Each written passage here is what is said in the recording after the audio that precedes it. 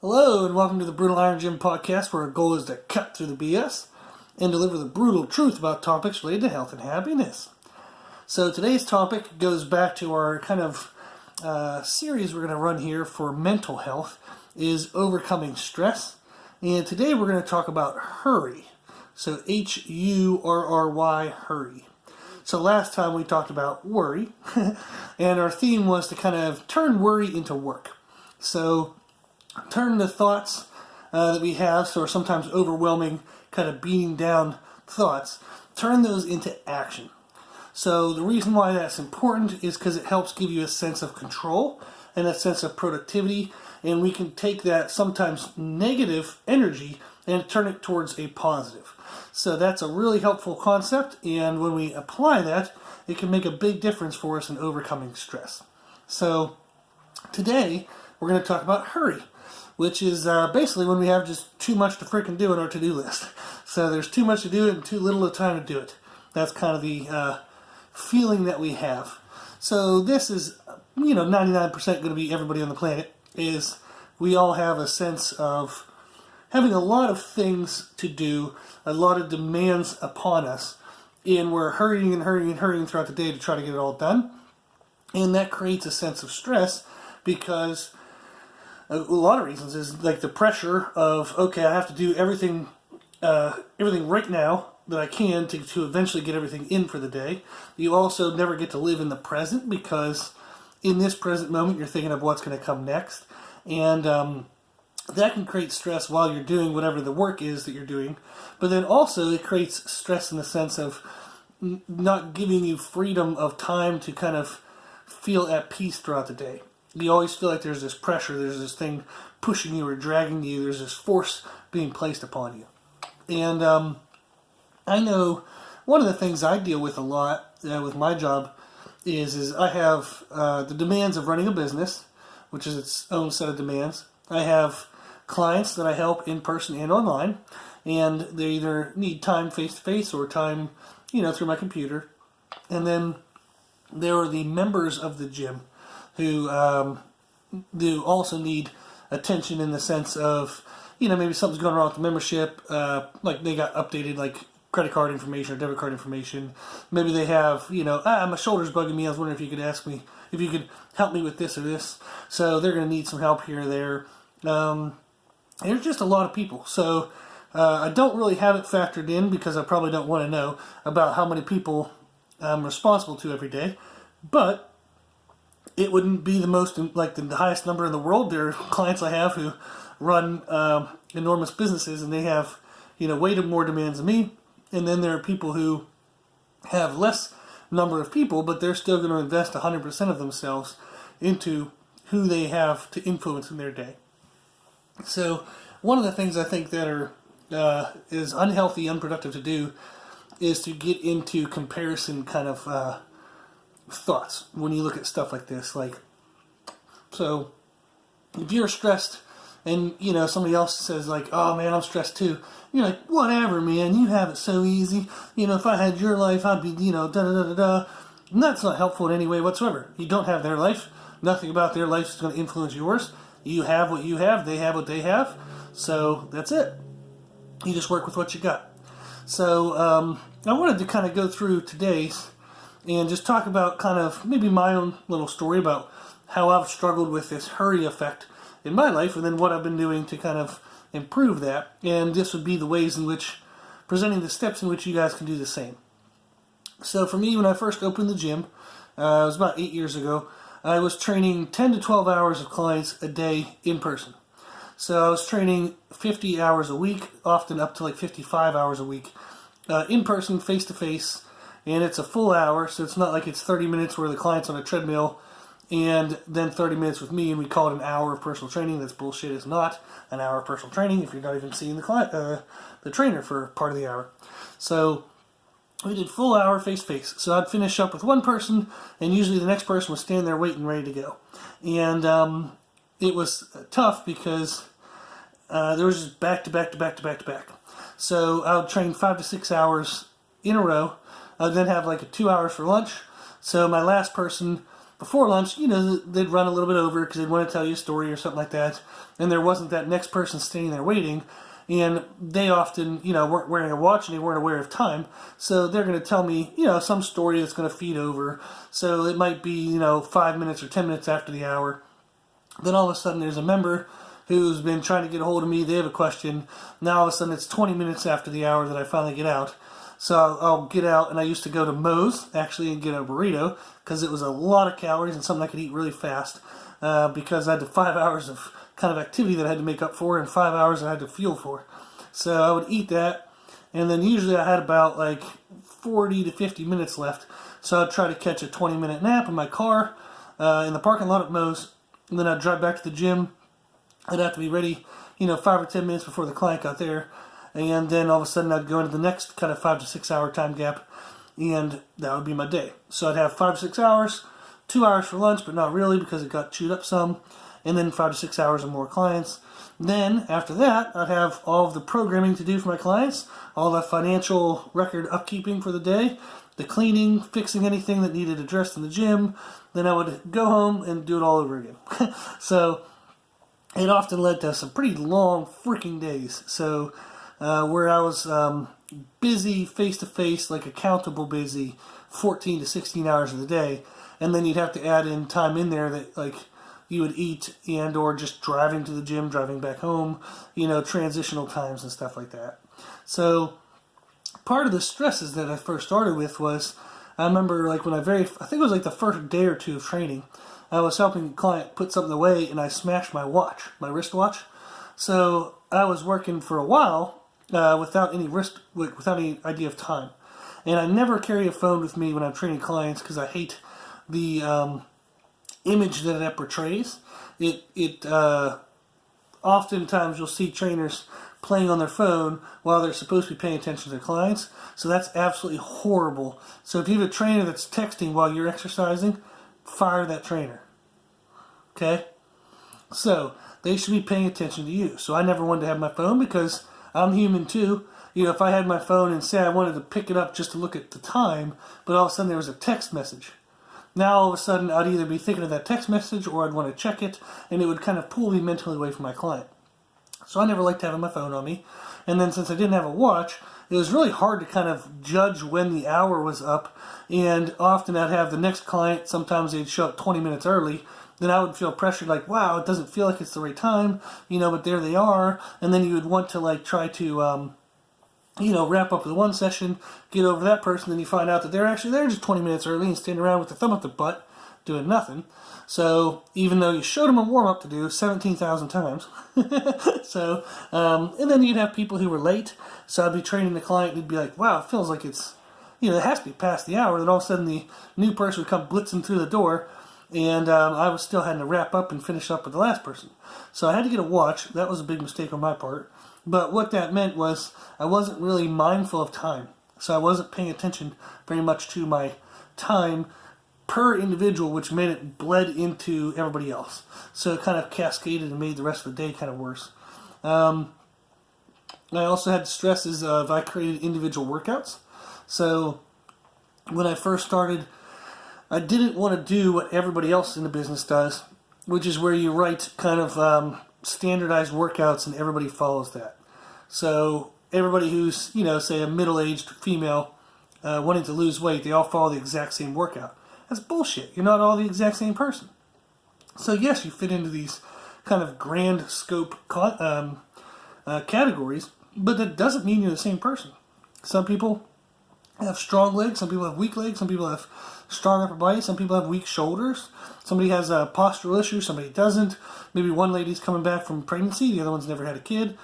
So there's a lot of variation. So I had a lot of stress in trying to create individualized programs with the limited time that I had.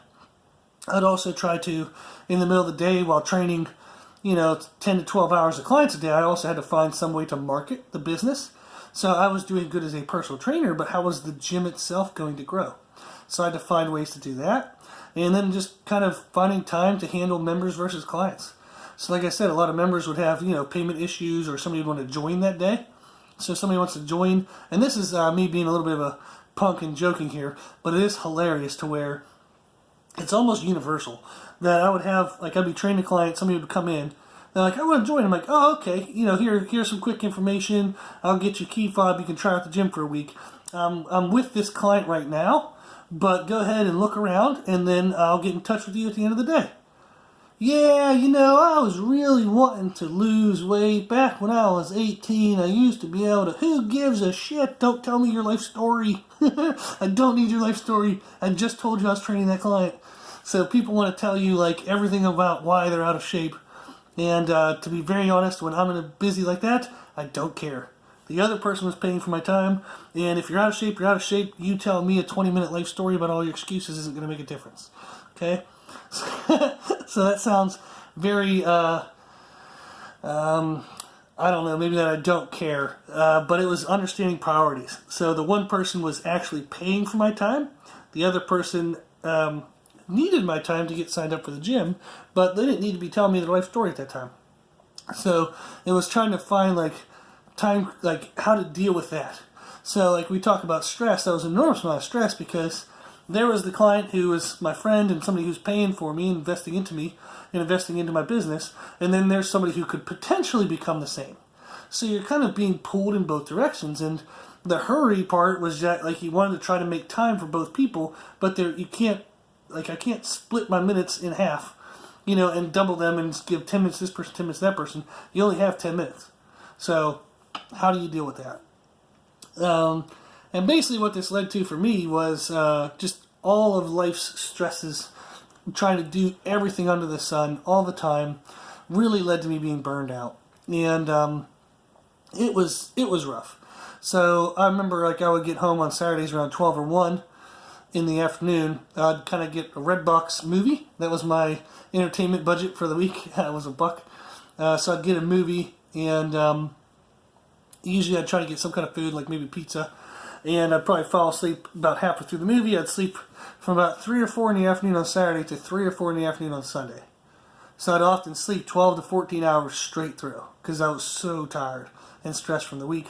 I would get up, eat some pizza, eat some more food, return the movie so I didn't have to pay the late fee, come back and fall back asleep. And usually I'd fall back asleep by like 7 or 8 on Sunday and wake up, ready to go on Monday like 5 a.m. or 6 a.m., whatever I had to do. So it was just basically sleeping all freaking weekend as a way to try to catch up. So I was overstressed, overburdened, overworked, and I was losing weight, and it was healthy weight. I was losing muscle tissue just from not eating, overly stressed, overly active. I wasn't training. I wasn't taking time for my own health. I had no me time in the sense of no quiet time for myself, no sense of like personal identity or personal growth. So I kind of felt like a slave to the process that was happening. And my dream of owning a gym had turned into a nightmare. And I have had people tell me that they've had similar experiences, but in their own ways.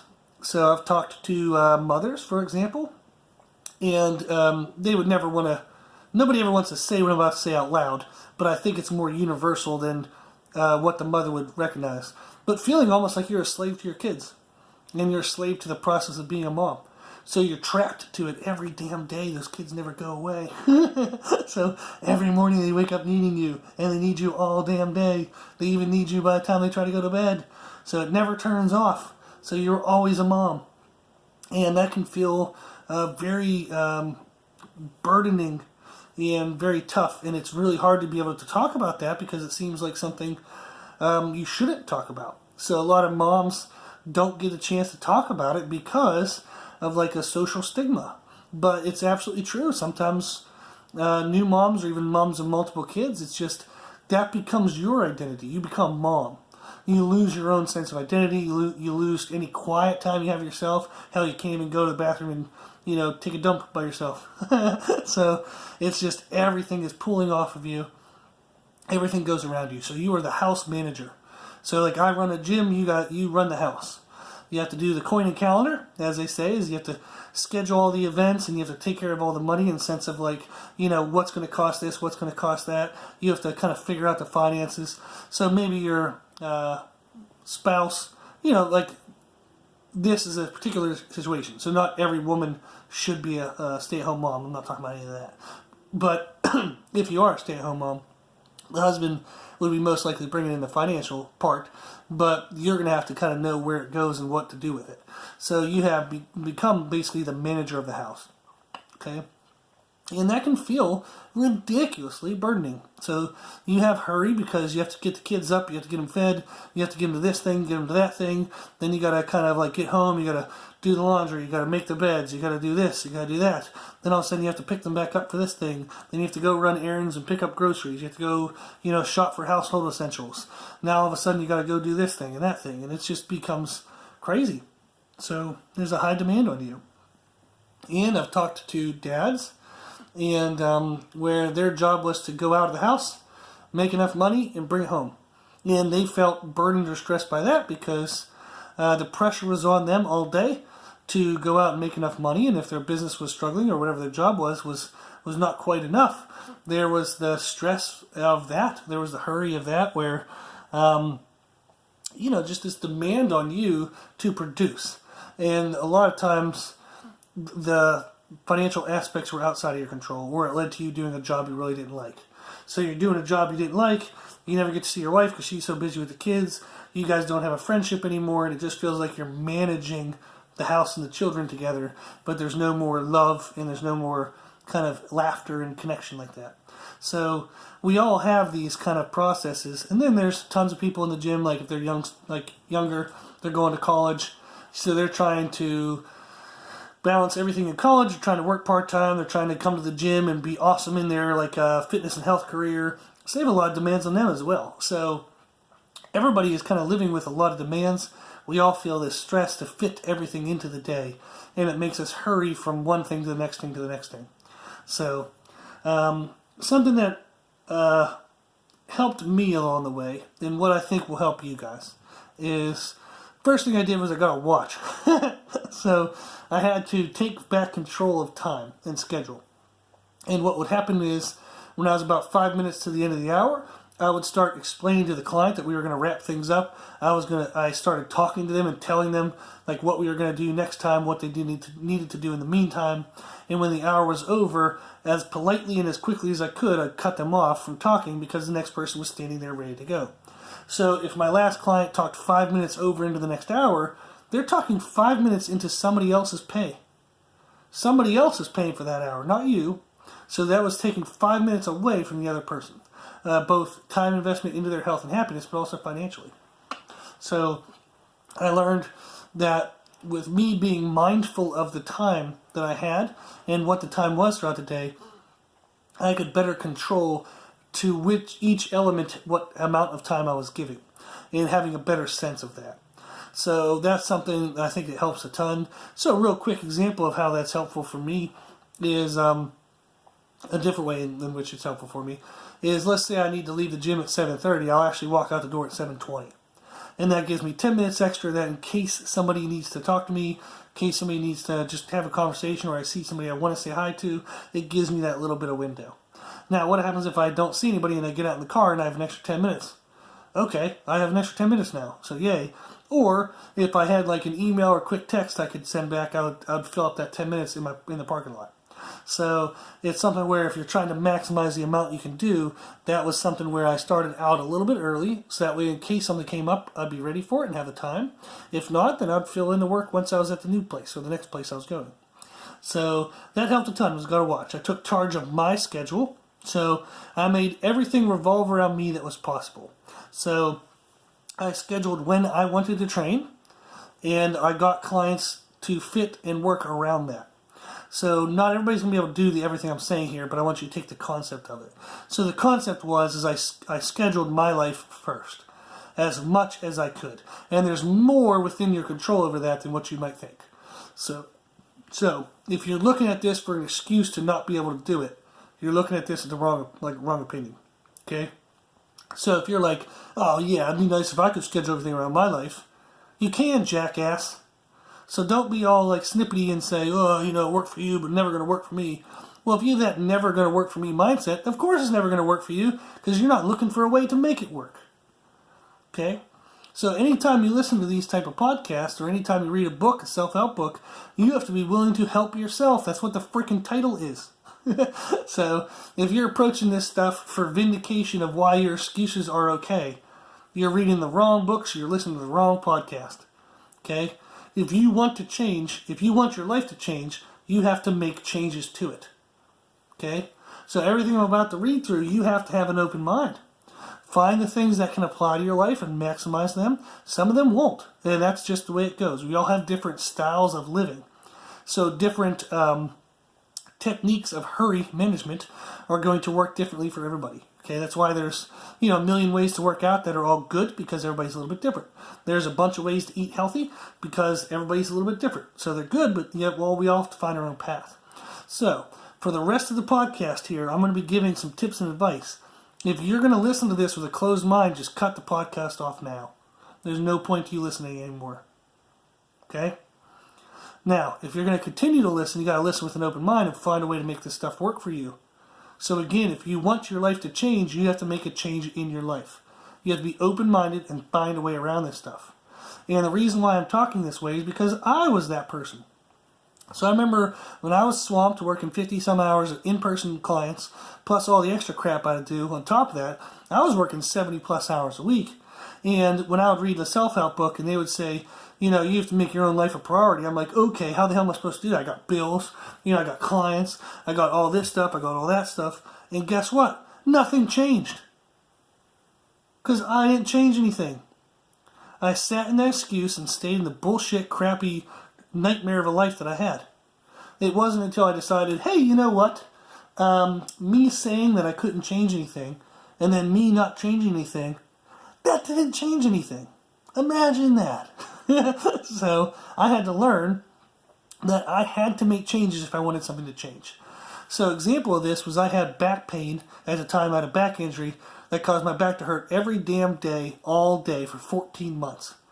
And basically what it led to was I burned out, and I thought to myself, there's no way in the hell that I can do this till I'm in my 50s and 60s. So I'm in my 30s, and I'm dying. Every damn day my back hurts. And how the hell am I going to do this for the next 20 years? So I remember I told myself I'd rather go out of business while still having my health than to lose my health and be out of business anyhow.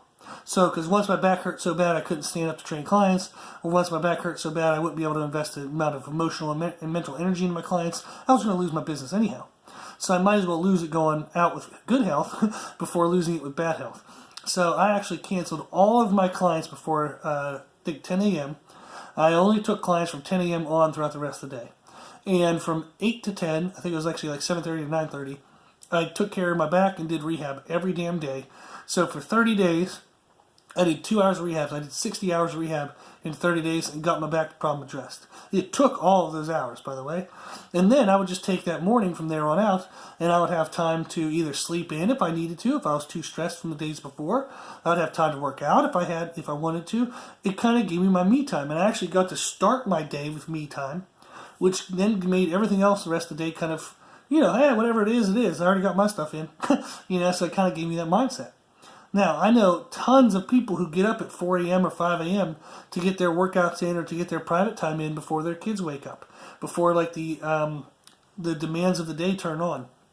And sometimes that's what you have to do. So I remember when I used to teach at the university, I used to wake up at 5:30. No, I used to start my workout at 5:30. So I'd get up at 4:45, and I would get to the gym and work out by 5:30. And that was the only way I could get my stuff in, because by 8 o'clock, my first class I taught was at 8 o'clock.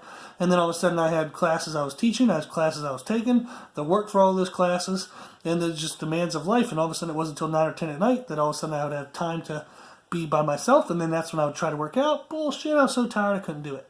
So that was one of the big things I did, was take control of my schedule.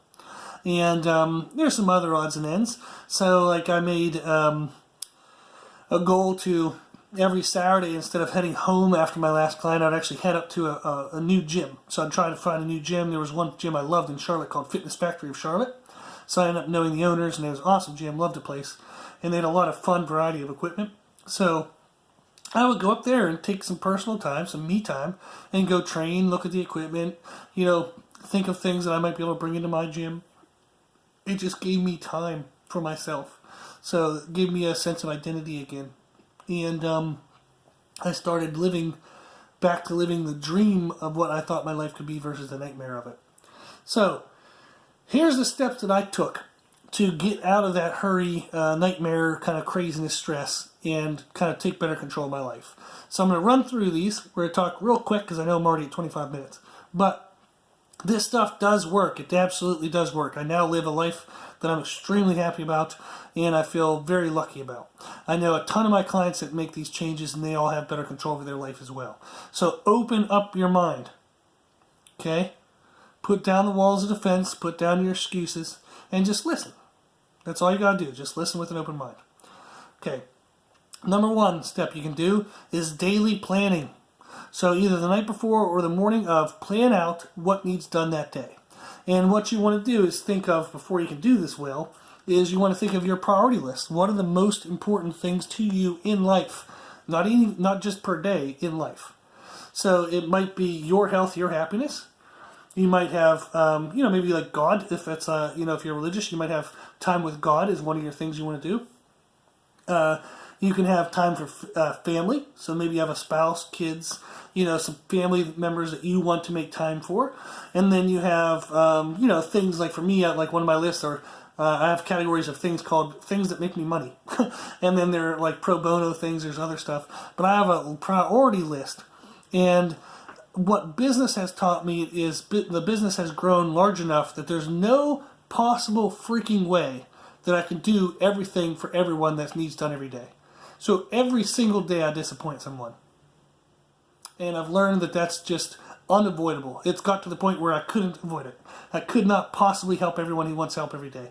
So I've had to learn to be okay with disappointing people. But the power that I have is I get to decide who.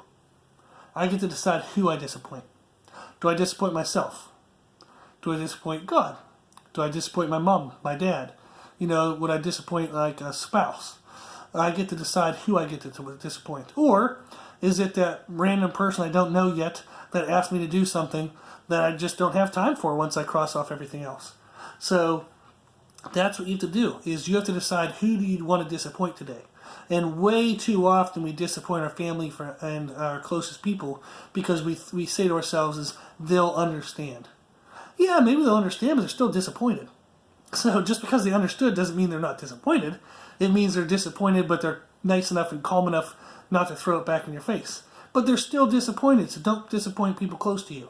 You have the choice of people to disappoint. Don't make it your loved ones, okay? Now, once you have your priority list, you want to make kind of like your do list, your daily planning for the day. And a big component that no one does, that it will absolutely help, is don't only write down what to do, write down when you're going to do it. So too often people just make a list of what needs done, but they never know when they're going to do it. They just add and add and add to that list, but then all of a sudden when you add up the amount of time, it's greater than 24 freaking hours. So you have to write down the job that you want to do, and then write down an estimated amount of time. Okay? Now you might find throughout your day you have 6 hours worth of stuff that you can get done on top of your regular normal life priorities. So you only allot 6 hours worth of to-do stuff. So if you write down the job, the time you estimate it to take, that's going to help you understand when you're going to be able to get it done, and then also if you can get it done. So that way you don't overbook your day. Once one day is filled, you push it to the next day. If something of higher priority comes up, you put it on today, and then you push something else back to tomorrow. So that's the idea. It's like pieces of a puzzle that you're going to shift around. So you want to find out your priority list. You want to plan out your day, your to-do list, based on what to do, but also how much time it's going to take and when you're going to do that. So I have scheduled in my day, from 9 a.m. to 11 a.m., I can get open. So I just write it as open. And then I know I go to my to-do list and I look at, okay, I have 2 hours. Oh, this is going to take 30 minutes. That's going to take 15. This is going to take 30. I could probably get these 3 things done. So boom, I crank them out. So that helps enormously. So that way you don't feel overwhelmed with a million things to do. You can understand there are a million things to do, but I can only do 6 of them today. So that kind of gives you that sense of calmness. I also have job tiers. So I have levels of investment. So I have high involvement versus low involvement. So when I feel mentally strained or burned out in the middle of the end or